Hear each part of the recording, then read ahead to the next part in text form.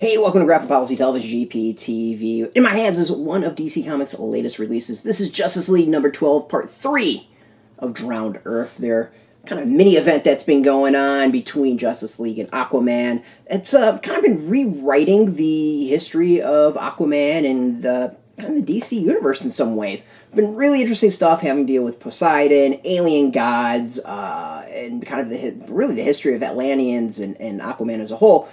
And it's been pretty solid. I mean, this is kind of big budget, destroy the planet sort of storytelling. And this is part 3. There's one more part to go, and it's kind of, I'm intrigued to see how it all wraps up because there's a lot still to do and things to fix. So this is kind of that climactic part of the issue, of the story. It's written by James Tynion IV, art by Frazer, Irving, and Bruno Redondo. Irving and Sonny Go did the colors. Tom Napolitano did the lettering. And there's some cool moments. The Legion of Doom has infiltrated and broken into the Hall of Justice. Batman stands in their way, and his standing up to them is pretty badass. I mean, remember, he's got broken arms, broken legs, so how does Batman take on the Injustice, the Legion of Doom? I was going to say the Injustice Gang, Legion of Doom. It's pretty awesome. It's really cool. It's some great moments. It's Batman being Batman, and it's very Batman-ish. So that part I absolutely really loved. And then there's other aspects to it with Aquaman and Wonder Woman dealing with Poseidon. There's a lot of history revealed. Of course, some twists as to what we thought we knew. And that aspect was decent. There's some kind of...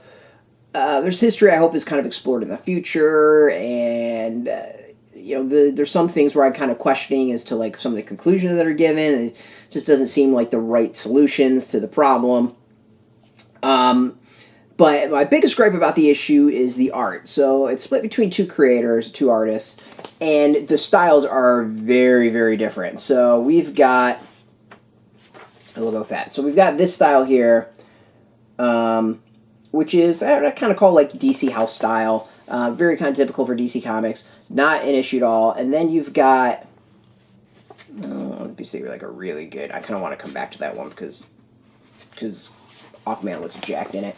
And then there's this, which is like this painted, really beautiful to look at style. And the story kind of goes back and forth between that. And normally I wouldn't have a problem with that since the story does take place in two very different locations. My issue with the art in this case is that it kind of, at some point, shifts and just completely changes. It would make sense if the battle with Batman and Legion of Doom and Superman and Mara and Flash versus Black Man and his folks was one style, and then you had Aquaman and Wonder Woman and Poseidon, and kind of in the place of the dead being the other style. But there's a point where the Superman Mara fight kind of winds up being the Aquaman style like art, and it's just a weird shift, and I don't know why it was done this way. But I had issues with it. It was noticeable and I think very jarring. And then on top of it, you got like really weird stylings like this with Aquaman, which I don't know what's up with his hair and just him in general. It just does not look like Aquaman. Because at latter points, you've got him looking like kind of that, which is closer to what we've seen with Aquaman. So the art is, either art style would be good. The two art styles together are really weird, and the fact that the issue decides to flip at some point is even stranger. So that actually took me out of the story a bit. It doesn't completely kill the issue, but it's very weird. It's a very, very weird choice. I don't know why they did it. So that's kind of my negative about it. But as a whole, like as a piece of story, it's really solid. It's really entertaining.